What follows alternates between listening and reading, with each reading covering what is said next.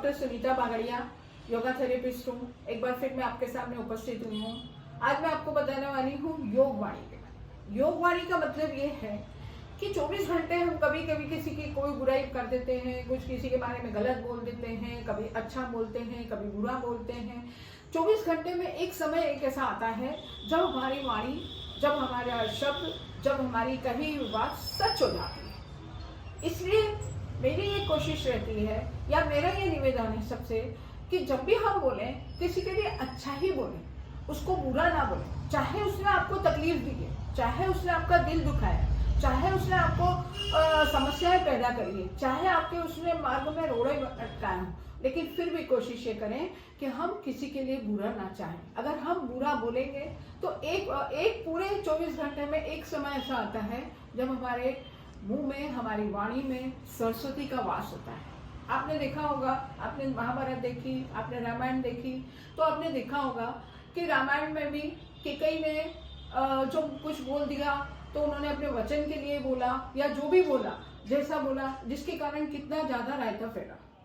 राम जी को वनवास हो गया और उनको सबको काफी कष्ट उठाने पड़े, लेकिन उस वक्त उनके वहां पर वो सरस्वती बैठ गई थी जो बुरा चाह रही थी, जो उन्होंने गलत बात निकलवाई। इसलिए कोशिश ये करें कि कभी किसी के लिए बुरा ना सोचें। परिणाम हमारे हाथ में नहीं है, परिणाम प्रभु के हाथ में है।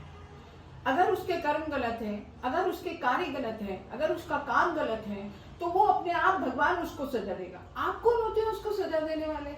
इसलिए कभी किसी के बारे में गलत ना बोलें, ना तो उसको गलत बोले, ना उसका गलत सोचे, ना उसके बारे में बुरा सोचे।